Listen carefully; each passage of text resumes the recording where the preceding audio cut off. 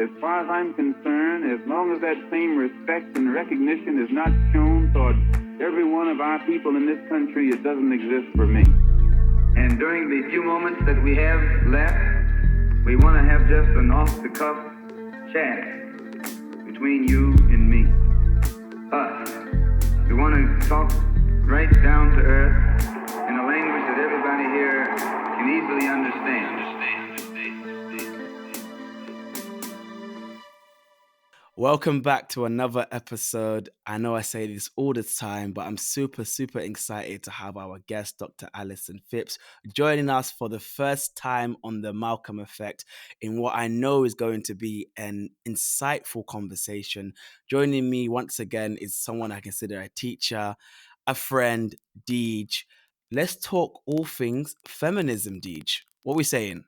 Okay, so we've had some really good conversations about feminism in the past on this podcast. Some of my favorites being the ones we had with people like Joy James. And I think Joy James's interventions into the way we think about feminisms is really important. Her book Shadowboxing is one of my favorites. And what really spoke to me in that book is that in the way we tend to think through feminist thought and feminist praxis, there's often a way in which we collapse and confine these very complex movements. Even with Black feminism, we tend to talk about Black feminism as this singular unit, as a singular group of thought. But Joy James makes us aware of the fact that actually Black feminisms exist and each have their own like genealogies and trajectories too. I wanted to ask Alison, in how we tend to teach about feminism and how we tend to talk about feminism, we use the kind of the term the waves, right? We have the first wave, the second wave, the third wave, etc., etc. I wanted to ask how useful you think this is, especially if we understand that thinking through something in the sort of language of the waves tends to confine it to a particular time and a particular space, and also presumes that these forms of thought, these forms of action, these forms of praxis come about in an almost linear way, when if we actually rigorously kind of critique this, we find that that linearity perhaps is not as smooth as a 1, 2, 3 as we think it is. So yeah, that's my question for you, Alison. Thank you. Thank you very much for having me. It's lovely to be in conversation with you both. I mean, I think you've kind of summed it up, Khadija, really. So I agree. I don't think it's very useful to teach feminism in waves. I've certainly done it in the past. I think in the early days of sort of women's studies, gender studies in the academy, that is how we taught feminism. We taught, the first wave, the suffragettes, the second wave, the radical feminists, the third wave, postmodernism, the fourth wave, the internet. And of course, that was kind of identifiable moments in white, Western, mainstream feminism. But I think you're right that gives the impression that feminism is linear. And it also centers that white, Western, mainstream feminism in quite problematic ways and homogenizes it. So I don't know what I would say now in terms of how we ought to engage with feminism, maybe dynamics of feminism, maybe iterations of kind of feminism, maybe conversations of feminism is better, because obviously we do have these themes that kind of crop up and become dominant and then sort of work through, but it's not a simple case of kind of historical feminist waves. And there is much more cross-fertilization between different feminisms than perhaps we might think from the sort of waves model, if that makes sense. No, absolutely. And I think that it is a huge problem within the context of academia. I find that no matter what discipline you're in, when it comes to historicizing the subject matter of that discipline, there tends to be this trend of locating and fixing moments in time as if they were clear cut, as if during this period we had this dominant model and then it changed to this dominant model, when we all, of course, know that epistemology, thought, praxis oftentimes is far more transitionary than it is ever a fixed and kind of easily identifiable idea or model or piece of thought. And I think it's also, especially now, entering the lay world in very problematic ways.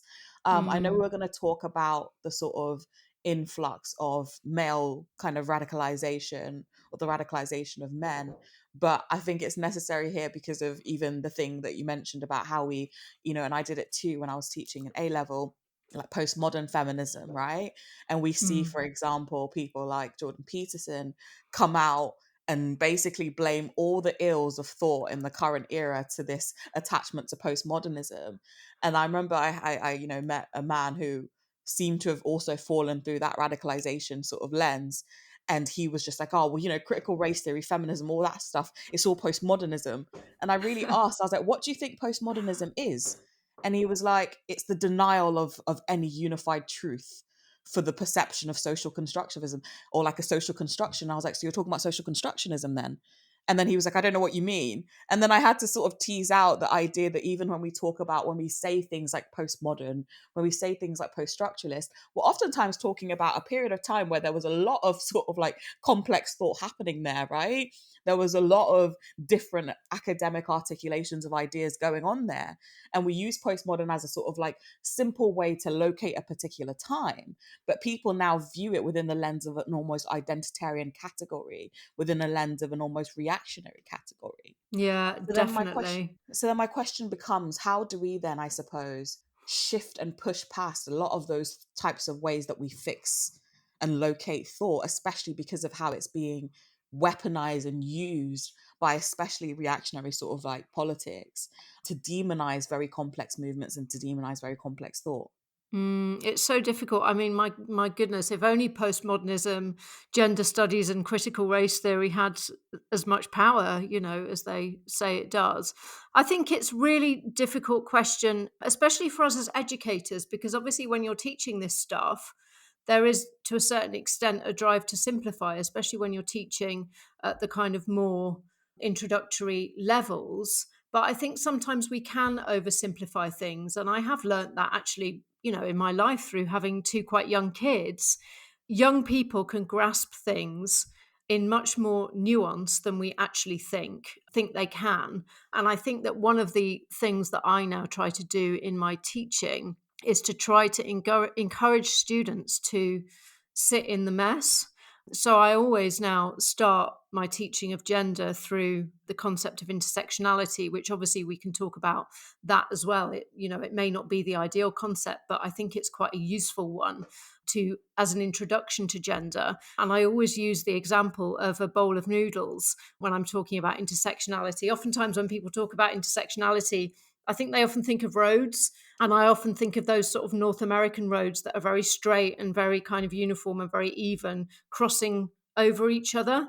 And to me, that's not a sufficient metaphor for what we're talking about when we're talking about the kind of the mess of gender in the contemporary world. So I like to talk about a bowl of noodles, and you can't pull out one noodle without pulling out a whole bunch of different noodles. And there's, bits of mushroom stuck to it and bits of chili and bits of other stuff, all of which you have to kind of sit with. And you don't have to understand it all, but you do have to kind of engage with it all. And I think that allows a different way of sitting with complexity and a way of not being, what's the word, not being distressed by complexity, like, being able to be uncomfortable and sit with more than one idea at once, which I think that the modern world doesn't really prepare us that well for, because we have, very oversimplified media. We have kind of soundbite social media. We have a national curriculum that teaches to the test and the right or wrong answer. So by the time young people get to university, they've been inculcated into this way of thinking. And then we become discomforted by complexity.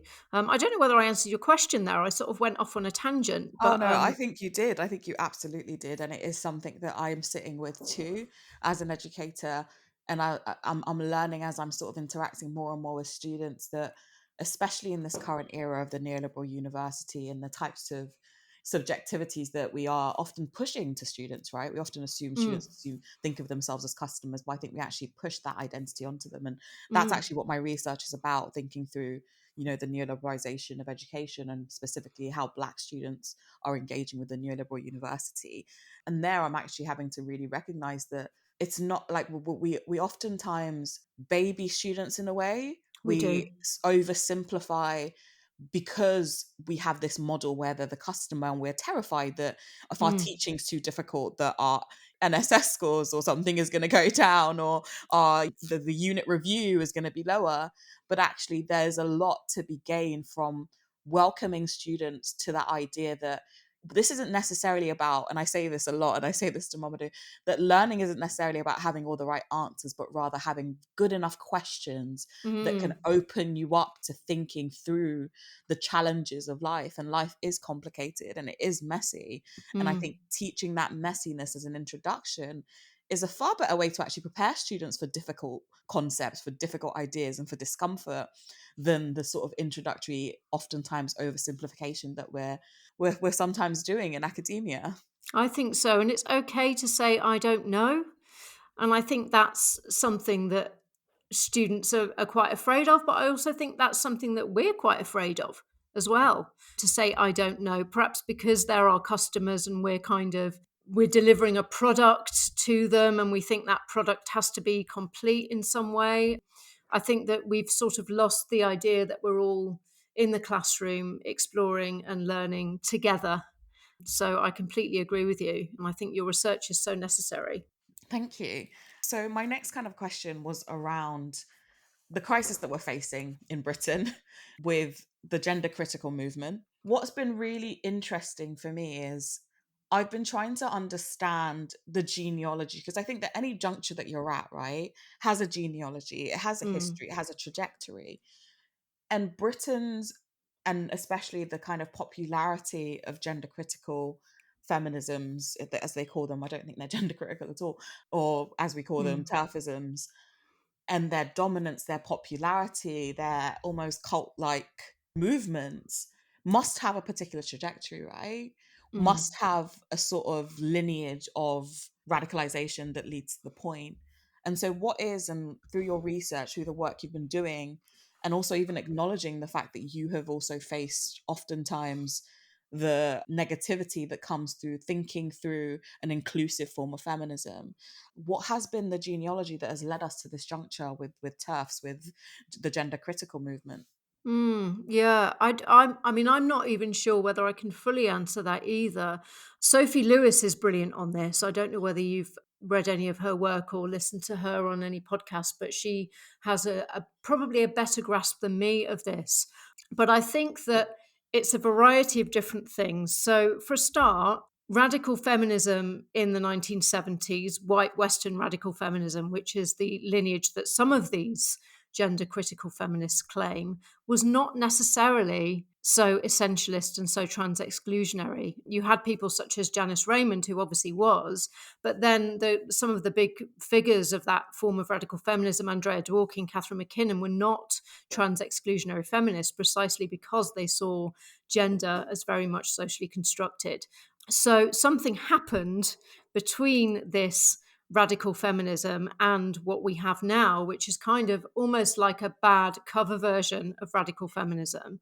And it's to do with kind of focusing in very much on the body and particular characteristics of the body. Sophie Lewis talks about this being rooted in the development from radical feminism into cultural feminism, which was a more separatist feminism, which was very much focused on particular types of bodies and the idea of making a safe space by keeping particular types of bodies out. You can also see the roots of today's gender critical rhetoric in some of the feminist scholarship around sexual violence from people such as Susan Brown Miller, who talked about the penis as a weapon, who I don't think she meant it literally even, but it has been taken literally and kind of morphed into what Adrienne Rich actually called a penis with a life of its own argument in a way. So in today's gender critical feminism, it's almost as if there are disembodied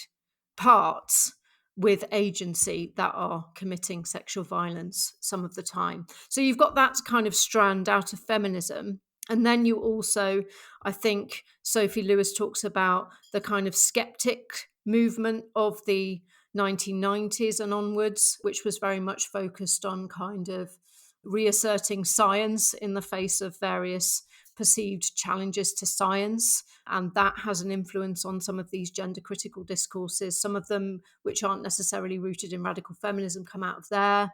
And then also, I think more recently, you do have the culture war, the opportunity provided by the culture wars and by the kind of resurgent right wing ideology that's taking precedence in many parts of the world now. And the fact that that is very much focused on kind of traditional genders, traditional families, reasserting the kind of normative, reproductive, heterosexual capitalist subject, and the idea that so-called gender ideology, which was a term that was defined by the Vatican in the early 1990s, is a threat to that. And I think what's happened is that this culture war era that we're in has given opportunities to gender critical feminists who don't have particularly good principles and seem to be kind of willing to share platforms with and collaborate with whoever, because it's become a kind of single issue politics, whereas 1970s radical feminism, for all its faults, was not. Thank you so much. That's really, really interesting to think about again how gender criticality as this movement is indebted to a lot of reactionary politics, actually. Mm, And the line that they're towing is their attachment to a radical feminism. But a lot of the claims they're making perhaps are illegitimate within that lens of the radical feminisms that they claim. I mm, also wonder sometimes, because I think, and myself and Mamadou are notorious for trying to think through this, probably because we're Marxists, the materiality of any Yep. sort of juncture. And I wonder if, and I've been thinking about this and discussing this with friends of mine, especially in the last 10 years, the growth of this movement of turfism and gender criticality. Because 10 years ago, I felt like it was there, but it wasn't as popularized, right? It didn't have mm, so much of a hold in this. When I was starting my undergrad, I was in a space of queer people. I was very kind of used to being around trans people. So the notion that trans women were somewhat excluded or could be excluded from feminism was just not something I even thought about. It wasn't something I'd even heard about during that time. And I find that perhaps then a lot of the way they're able to leverage their arguments and a lot of the way they're able to capture a mass of people who potentially were not sort of in the know or were not necessarily attached to that politic comes about through the very real destruction of domestic violence provision in the sort of reign of the mm, Tories over the last sort of 12 years. But with that, they've, instead of looking critically at the materiality of what is truly affecting women's rights, what is truly limiting women's abilities to have safe spaces, isn't this boogeyman old other that they've created, but rather the government, rather politics, rather capitalism. And I find that trans people in this current era have become a sort of excuse, right? mm, Rather than them actually looking at what is the problem, looking at what has actually excluded and limited and reduced provisions for women. And mm, that always leads me back to the materiality of the subject, right? The lack of space, the lack of resources, and mm, how within the history of capitalistic movements, using a sort of fascistic politic that picks a specific either ethnic, sexual, or gendered other and blames them for the problems of capitalism is it's such a successful tool, right? It's been done so many times. And so I mm. wonder where there is space for that argument about the increase of this politics, the popularity of this politics being almost a sort of like insurgency of sorts to again distract people from the reality of issues facing women and instead blaming this kind of other that they've kind of completely demonized. Yeah, and I think that's exactly right. And I think when I was writing my book, and one of the reasons why I wrote my book was that I really started to notice. I mean, the gender critical, yeah, you're right. The gender critical, when did it start really? It was about 2015, wasn't it, in this country when the Gender Recognition Act was being kind of proposed to be reformed, that the gender critical feminists really started to come to the forefront. And like you, before that, I was aware of them, but I sort of thought, oh, we're moving in the right direction. This is going to kind of resolve in some way. And I think one of the reasons why I wrote my book was that I really started to notice similarities between this resurgent gender critical feminism and Brexit and Trump slash Make America Great Again, in the sense that all three of those dynamics are a politics of scarcity, which in some ways is absolutely the case. There is very real scarcity in the world, but a politics of kind of scarcity without any criticality about that. So there just is scarcity. There's no way to change that. So what we need to do is protect our own resources from those others that want to take our resources, because there isn't enough to go around. And there's no sort of mindset of actually, well, there could be enough to go around if certain sections of society weren't hoarding the majority of the wealth. So that's the first thing. It's a kind of politics of scarcity. And the second thing, which you rightly identify, is it's a politics of resentment. Again, resentment against that other who is either taking our jobs or taking our spaces, or, you know, taking our places on the women only shortlists, or what have you.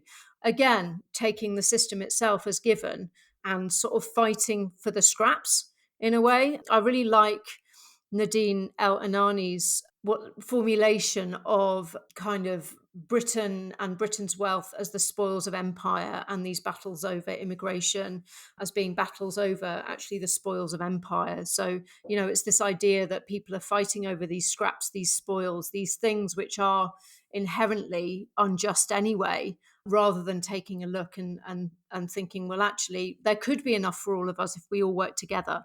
So I think you're right. It's very much a material politics, and it's very much a sort of anti-solidarity politics in a way. Absolutely. And the frustrating thing about this is that you see it everywhere, right?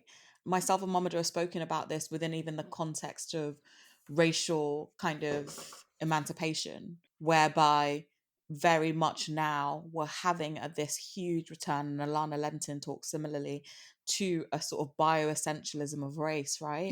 On the Mm, basis of this scarcity, on the basis of, well, you have to prove to us that you are black enough. You have to prove to mm, us that you look black enough, that you act black enough, right? That you have a genealogy that is inherently attached to Africa before you can claim blackness, and before you can claim any of the awards, any of the scraps, as you mentioned, any of the scarcity of resources that were provided within this community. And as you see, it's becoming ever more polarizing, and places like Twitter are a hotbed of mm, especially these types of essentialisms. And so I think that the essentialism that we're seeing within the movements of gender criticality, the essentialism we're seeing in the return to a politics of, you know, racial exclusionarism and, you know, race science in its crudest form, again, it is inherently attached to these capitalist technologies that seek to obscure us from the relationship between ourselves and the materiality of the realities of this false sense of scarcity that's presented to us through capitalism. yeah, absolutely. Absolutely. And in these types of conditions, then you see different forms of bordering emerge, don't you? Even amongst groups that are themselves marginalized. You know, it's that seems to be what people do when they feel the resources are threatened, in the absence of, I guess, political education, in the absence of spaces for us to organize. And as you said, social media does tend to be very much about one-upmanship and kind of more soundbite type understandings, rather than these more difficult conversations about, well, where does this scarcity come from? How might we resist this scarcity? Because there is enough to go around. It's just it's been completely maldistributed. Absolutely, absolutely. Yes, And absolutely. that's the big question for now, right? Is how do we engage with the work of political education? How do we challenge and build and organize? Because I think especially now, part of how the right are able to move so quickly and radicalize so efficiently is that currently on the left we really have lost that organizational and principled Mm, organizational, you know, capacity, imagination and ability, whereas the sort of, you know, reactionary movements seem to be far more organized. And I even look at the way that, you know, online gender critical members do these coordinated attacks, and I think you've been mm, subjected to it, friends of mine have been subjected to it. You know, I've very much been on the kind of receiving end of it through a different lens, right? Because there is mm, a sort of growing reactionary politic in sort of the kind of black and racially oppressed groups as well, that's now also gaining traction, right? Because the kind of face of the gender critical movement for a long time has been this very middle class, white woman, the kind of mums net women, etc., etc. But we are seeing in our communities a growing radicalization, and that growing radicalization, however, looks a little different. And it looks a little different because what we're seeing is Black women and women of color who have been traditionally excluded from conversations about femininity, who, in the words of I've forgotten her name, in the words of a really wonderful scholar and a lot of people within the Black kind of queer studies movement, the ungendering of Black womanhood, right? That affinity to never really being viewed through the lens of white femininity that's always excluded us. And the reactionary politic emerging out of that is something called femininity coaches, right? And So there's a huge, interesting. there's a movement called like the divine feminine, where, women are on YouTube, on TikTok, sometimes are paying thousands of pounds to learn how to be that type of docile feminine that is presumed to not come naturally to us as Black women, right? And this is oftentimes around the politics of what it means to, be feminine enough to be also hypergamous, right? To be able to marry upwards. And so this is a thing that I think that, like, I'd like to see a lot more of the conversations about these online forms of radicalization, about the kind of permeation of these gender critical ideas within the lens of a sort of Black experience, because I think that's completely ignored or not well known about. And the Yeah. sort of divine feminine, the femininity coaching, they are one kind of side, but we also have a growing kind of more reactionary side called divestors, who are basically against the idea of Black women marrying Black men because they view Black men as essentially violent, in a very Wow. similar way that TERFs view all men as essentially violent, and as such, sex is the kind of feature that determines violence. Mm. And that is something that is irredeemable from anyone once allocated male. Those things are permeating in these really intricate and complex ways outside of the center of that movement, in a manner that I think, within the context of Western feminism or even Western critiques of gender criticality, you won't necessarily see, right? Unless you're part of this community. No, I didn't. I mean, how utterly depressing. And are these movements being similarly kind of funded, influenced, supported by outside forces with vested interests in them? Now they are, absolutely, Mm. because of their popularity on social media.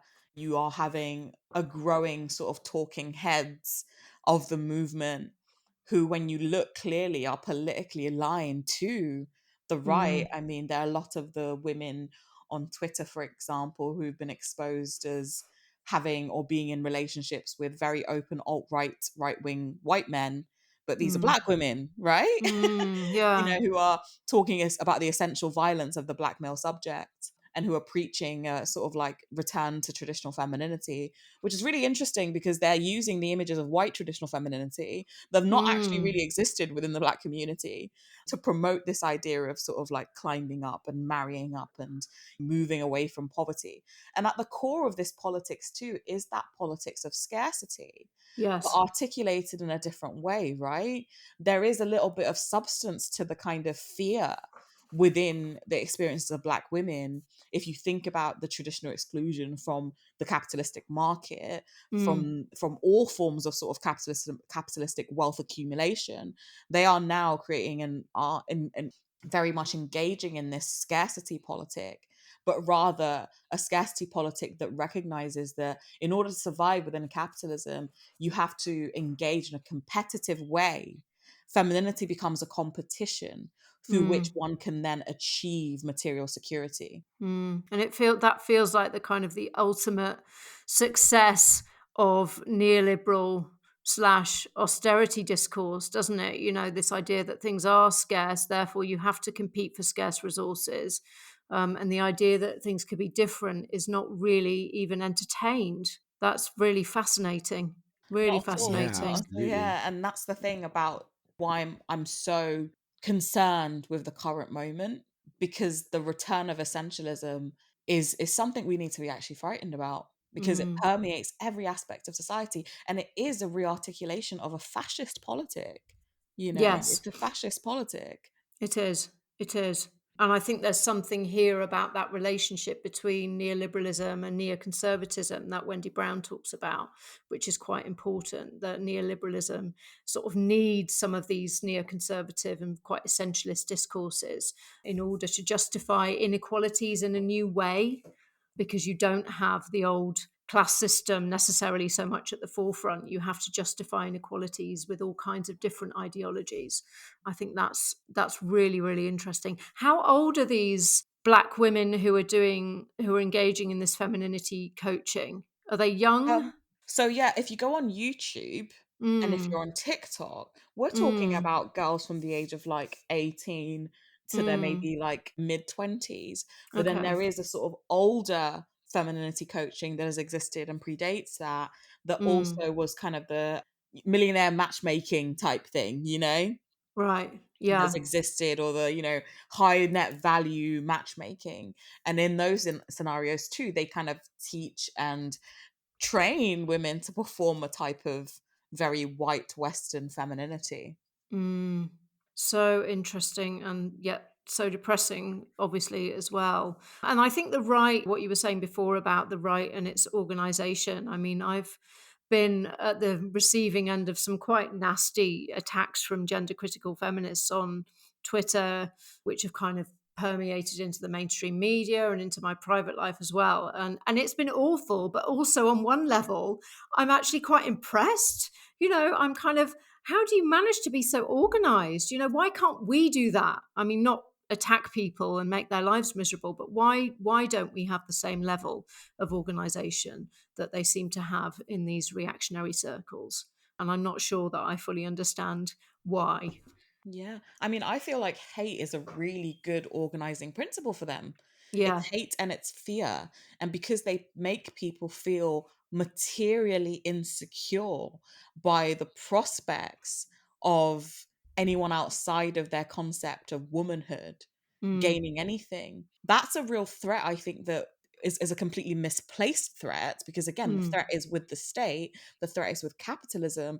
But if you can take this very kind of complex threat, this huge institutional threat that has a long history, has complex technologies, and instead narrow it down to a very small population of people who lack power and organization, and who mm, lack the possibilities of defending themselves in the manner that the gender critical people can, that mm. makes a perfect subject to be the target of your campaigns, It right? does. It makes Yeah. it so much simpler. It's a lot harder to get women to say, hey, maybe it's capitalism. Maybe Yes. it's this so many centuries old entity that is in every institution, that is part of our ideological training. It's part of how we think about ourselves as women. It's Mm, what's making us not be able to afford our childcare. It's what's making us live in a cost of living. It's what's making us precarious, and instead go, oh, no, it's not any of those things. It's these specific people who are trying to mm. pretend to be you, to take what is, your right. It's this very simple gambit, Yeah, right? it is. Yeah. And if you Uh, say, well, we just have to pressure people, these specific people, enough to back off from us, that's mm, all you have to do. You don't have to challenge systems, which is mm. but interestingly enough, again, I think, that was the case maybe early on, but now they are absolutely challenging institutions, but challenging institutions in a manner that again is reducing the rights of a specific population of people who are marginalized. Right. So they're Yeah. happy to challenge institutions. They're happy to genuinely lobby against policy, Mm. right? To exclude others, then lobby policy to actually upend and change and completely destroy the No, system that that's is in right. fact oppressing us. Yeah. No, they're just border police really, aren't they? Yeah. That's the basic kind of model. And I guess kind of going on from what you've said, the fact that on the left, we do tend to try to reach for more complex explanations, sort of fits in with that. We're so busy trying to understand everything that oftentimes we don't have the time, the capacity, the funding to organise. There's a lot of money being pumped into gender critical circles, certainly at the moment. And I think we're also really busy, aren't we? I mean, there's just a kind of reality of life that we are all really, really busy. The neoliberal workplace is sucking the life out of all of us. And if you are of a more progressive mindset, you're probably doing various things in your community as well. You're probably kind of trying to do your best wherever you can.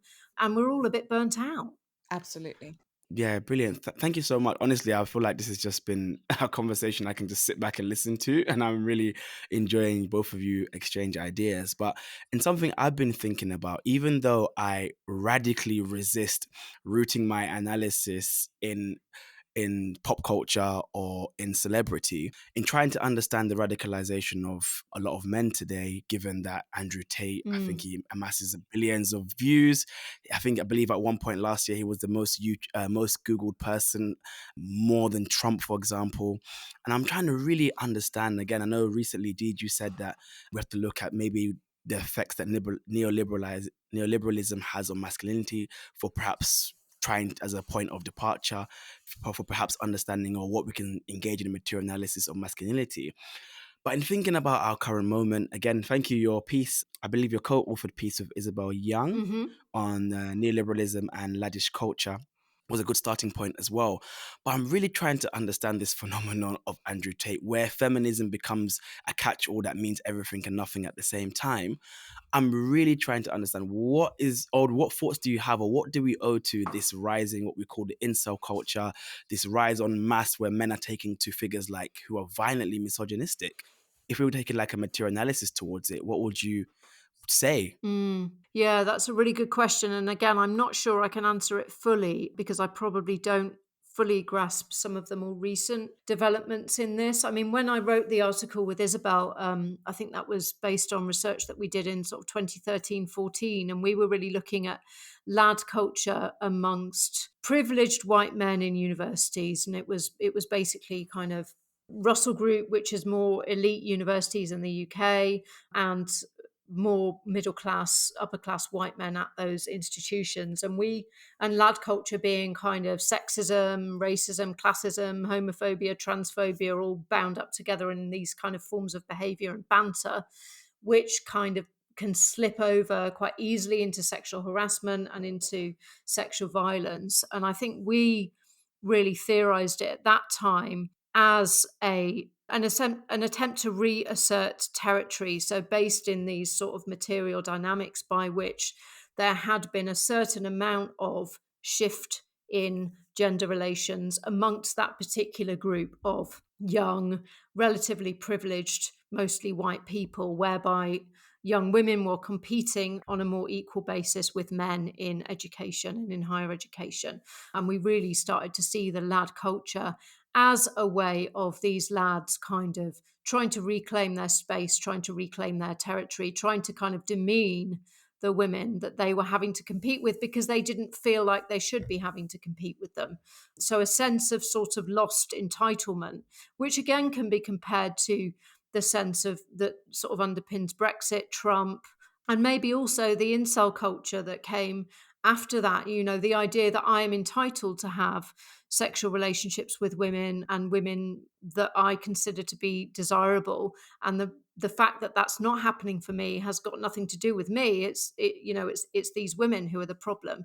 So I think there is a sort of aggrieved sense of entitlement at play here that can quite easily get violent, which has been played on by all kinds of reactionary groups for their own reasons, right? So I think that to me, there is a line between those two things, but I think there's probably more at work as well. And of course, I don't know so much about what's going on in other communities of men as well. I don't know whether you have more Yeah, insight into that.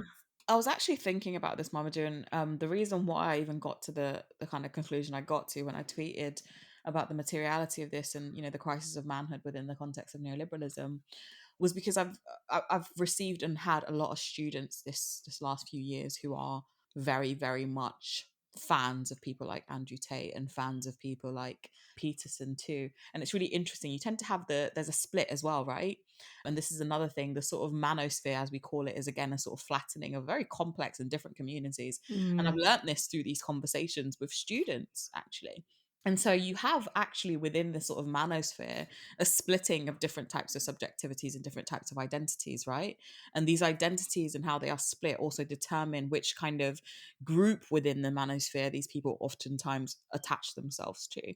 From what I've learned, there's this sort of like intellectual, or men who view themselves as sort of like intellectual but burdened by feminism, who tend to follow the Jordan Peterson route, right? Because they think of him as an intellectual. He's a pseudo intellectual, and he Mm. postures as a sort of public intellectual. So the men who are sort of like wanting to intellectualize their struggle, their difficulties in masculinity, tend to focus on Peterson. And then you have men who are genuinely struggling with intimate relationships, men who view themselves as deserving the capacity to have, intimate and sexual relationships with women, but because of one, their material circumstances being too poor, or not being deemed traditionally masculine, or attractive enough, they kind of fall into the incel route. And it's important. And what I learned from these students was that, the incels and the Jordan Peterson sort of red pillars don't necessarily get along, right? And red Mm. pilling is the sort of like idea from the Matrix that they took the right pill and now they're awake to the world, right?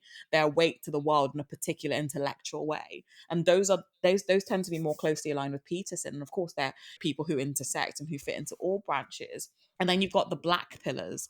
And the black pillars are where that very, very violent, non-obscured misogyny is very much accepted. And that idea that women, in fact, do owe them sex because women are subordinate to men.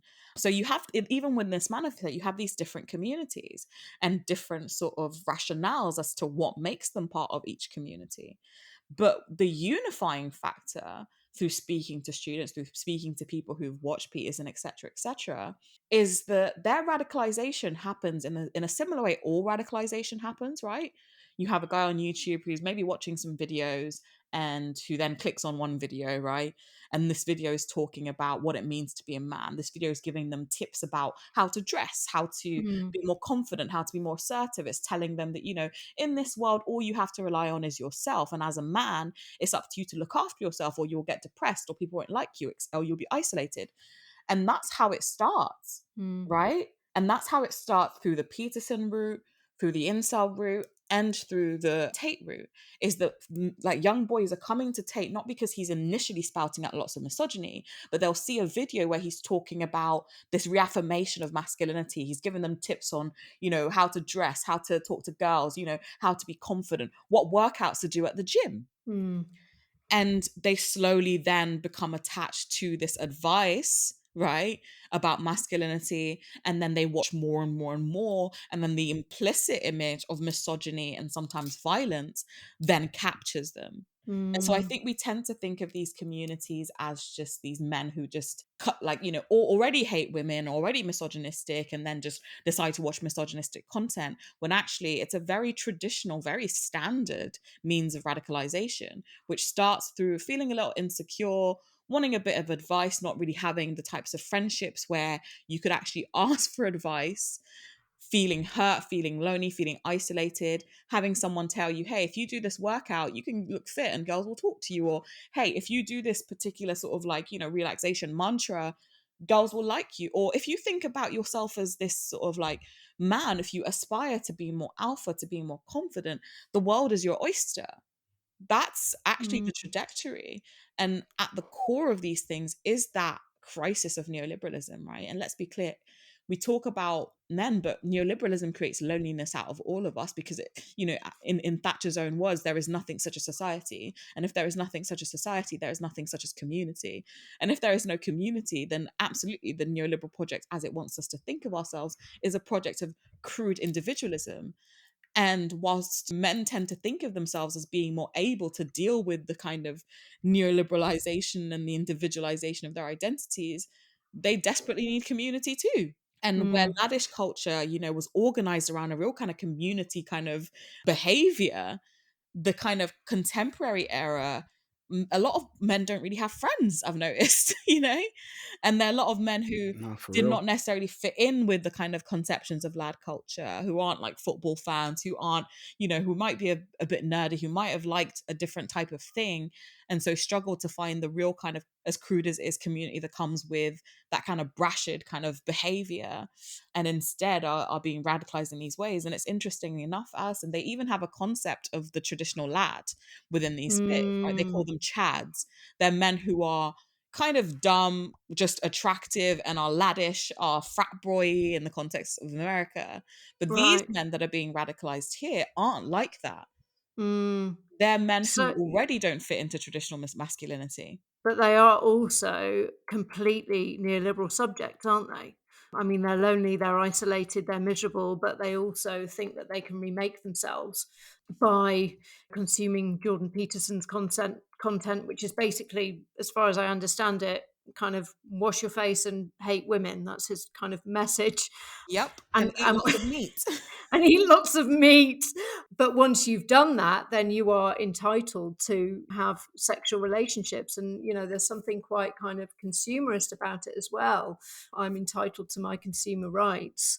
So that it's really, really interesting that lad culture has gone online, and there's obviously a shift in how it's being articulated, but there is some of the same kind of dynamics of competition and entitlement that you see in sort of more traditional lad culture, as well as this sort of profound isolation and loneliness and misery that we do need to take seriously. You're absolutely right. That's what I want to put a question to both of you, actually, if that's okay, because I know Deej, you said something really interesting. You said these men are not reading bell hooks and then getting depressed, and I think and I think this is a very important point. But something I've noticed in my own spaces I go to where I frequent, let's say the barber shop or in conversations with some of my male friends, one of the things they often say is, well, for so long, for the last 10 years, women have been allowed to say men are trash. So what do you Mm. think the reaction is going to be to that? If you had this, I want to know what you'd think of or what your responses to that would be to both of you. Mm. Yeah, that's really interesting. I mean, I think I'll let you answer that first, Deej, because this is probably a context that you're more familiar with in terms of the Yep. community that you share. You go first. Yeah, do you know what? What's been really interesting is, I think, reactionaryism creates reactionaryism. And Alison has pointed out very clearly in her work how the contemporary moment has lended itself to lots of articulations of reactionary feminisms, right? Like we talk Mm, about, for example, gender critical feminisms, which is a particular, I wouldn't even call it reactionary, I'd call it fascistic, really. But then you have sort of more reactionary elements like the liberal feminisms, right? Which is mm, what is the most popular articulated form of feminism, especially in online spaces and especially young women. mm, And I find that whilst liberal articulations of feminism have their problems, at its core, these women are also turning into the perfect neoliberal subject. Now, the thing about neoliberalism is that it doesn't lend itself to the types of communities and kinships that, from the kind of anger that you see these men hold, that they actually want and desire, but don't really know how to articulate. So you've got this sort of individualization of the feminine subject, of women who view themselves as having to again play this game in the neoliberal market in order to attain levels of material security.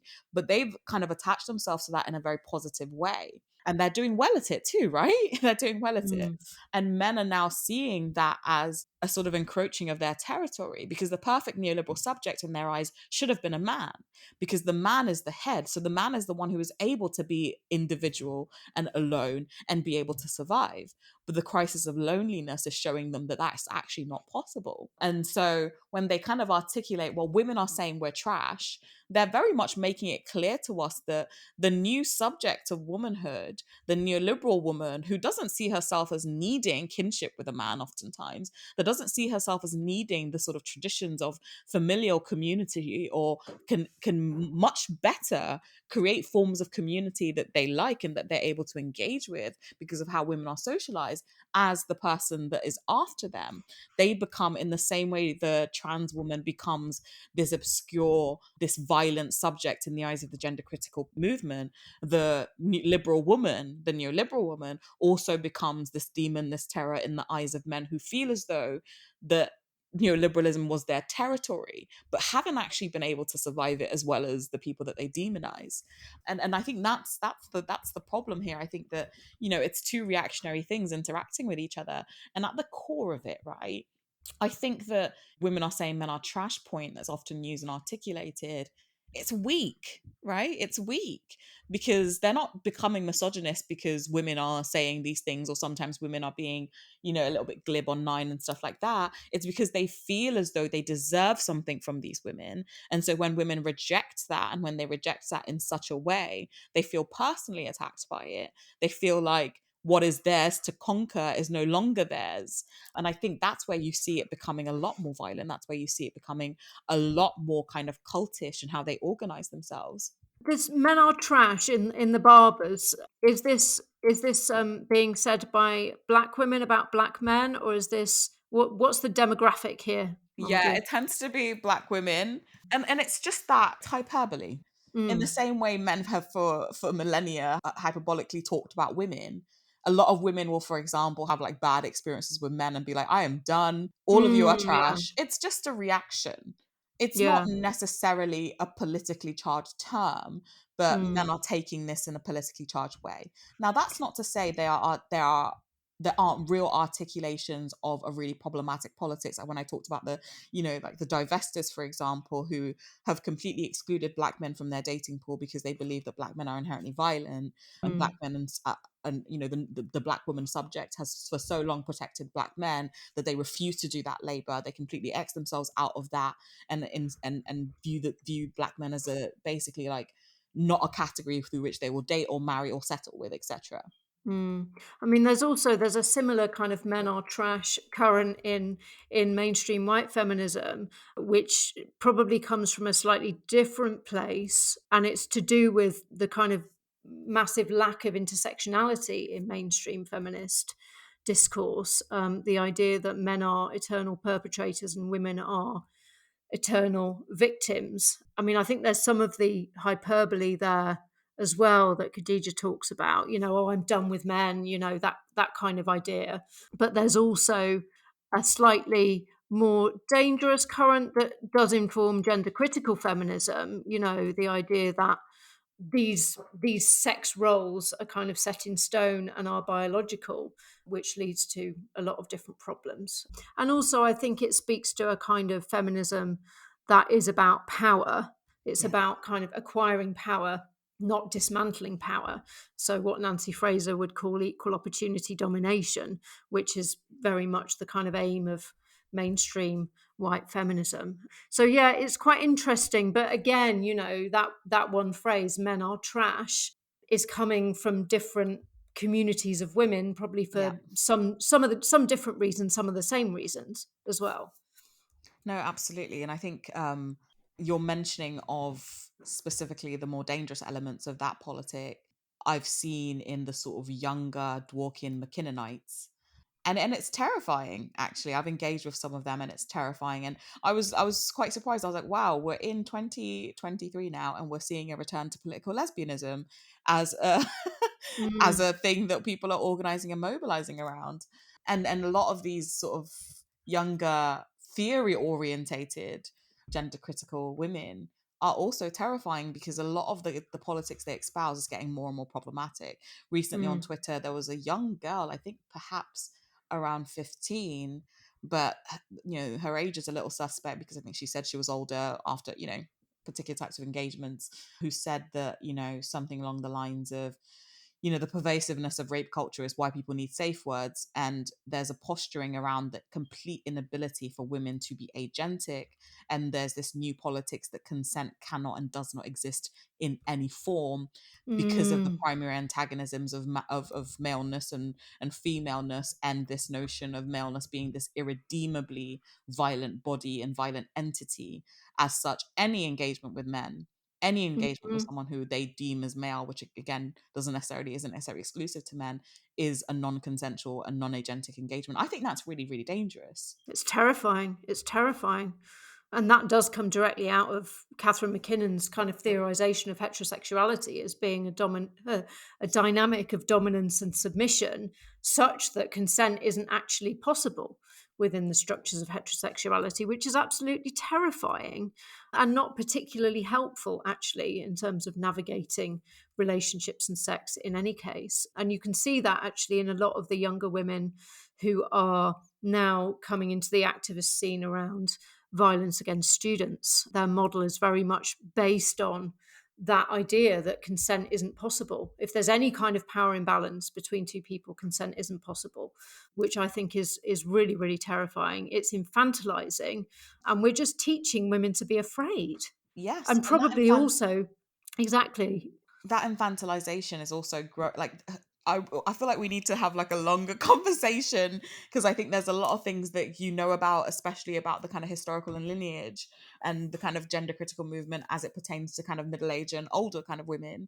The younger strands of this articulation is permeating in such violent ways. We now have a whole movement of kind of people who view particular age differences in heterosexual couplings as grooming, for example. I So know, like it's they will terrifying. view a 22-year-old and a 25-year-old as grooming. I know, This language is becoming ever more present, and it is something we need to be terrified of because it's radicalizing especially young people. When I found out completely. about this TikTok community where they were looking at, fictional relationships in books and in, TVs and in cartoons, and deeming shows and TV shows and books as predatory because there's something more than a 3-year age gap is deemed pedophilia.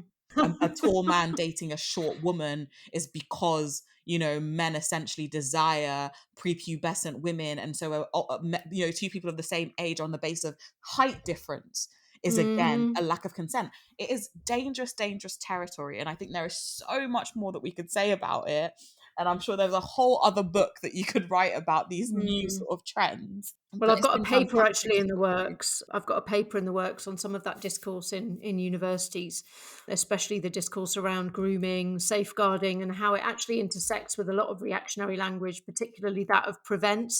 But it also has echoes of the Muslim grooming gangs rhetoric as well. I mean, it's absolutely terrifying. Definitely.